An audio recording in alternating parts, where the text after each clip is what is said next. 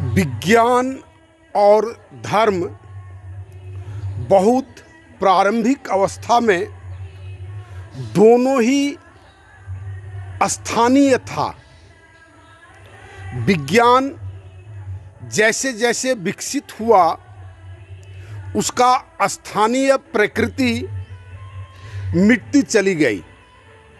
जैसे जैसे विज्ञान ने सार्वभौमिकता का नेचर अख्तियार किया उसका स्थानीय नेचर खत्म हो गया।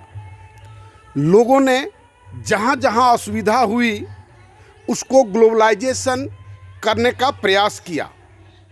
जैसे IUPAC international union of pure and applied chemistry का लोगों ने संस्था बनाया और पूरी दुनिया के लोगों ने उसको मान्यता प्रदान किया। पूरी दुनिया के लोगों ने ही मिलकर के बनाया और उससे विज्ञान के विकास में सुविधा हुई। फिर उसी ढंग से माप तौल विभाग में आप देखेंगे International Bureau of Weights and Measurement का स्थापना किया और सारी दुनिया के लोग उसको मान्यता दिया। जब ये मान्यता नहीं थी तब लोकल अगर आप देखेंगे पढ़ करके उसका हिस्ट्री तो कितनी तरह की असुविधाएं थी। वाटर सिस्टम को लोगों ने बदला। वाटर सिस्टम वैसे अप्रत्यक्ष रूप से आज भी वाटर सिस्टम है।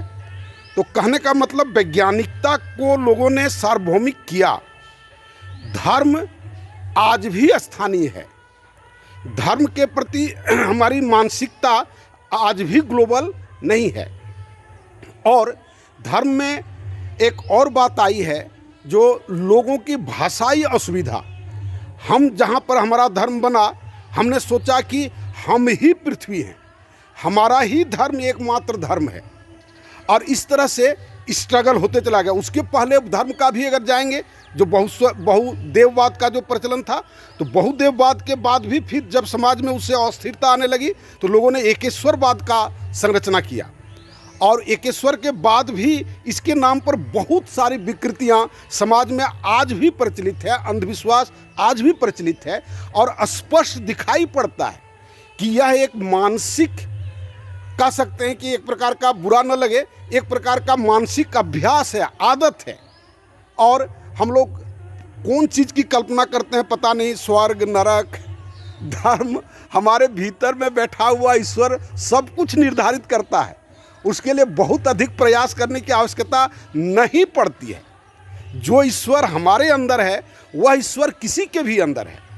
जो ईश्वर हमारी रक्षा करेगा वो सबकी रक्षा करेगा। तो हम कैसे सोच लेते हैं कि हम किसी को मार देंगे और ईश्वर हमको मारने में मदद करेगा? ये कहाँ, किस लॉजिक में आता है? आप सोचें और इन सब बातों को गंभीरता से आप चिंतन करें। आप कहेंगे इस सब का समाधान एकाएक तो होता नहीं है। कोई भी चीज़ एकाएक नहीं हुआ है। साइंस का भी डेवलपमेंट अगर देखेंगे तो किस तरह से लड़खड़ाते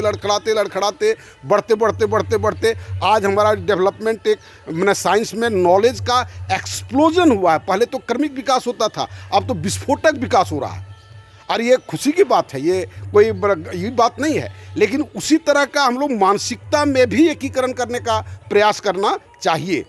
और कैसा प्रयास होना चाहिए? आप मेरा सोशल सिस्टम आप देखें, रोज़ ये बात हम कहते हैं, eco friendly new social system, short में उसको न्यू सोशल सिस्टम भी कहते हैं। सारी दुविधाओं का, सारे अंतर विरोधों का समाधान है, तत्कालिक समाधान है। भविष्य में क्या होगा वो तो जिसमें भविष्य में होगा उसमें मनुष्य होगा, उसमें उसकी मानसिकता उस ढंग से विकसित हो गई होगी। वो लोग आज अगर हम लोग कर पाते हैं तो भविष्य में भी लोग कर लेगा।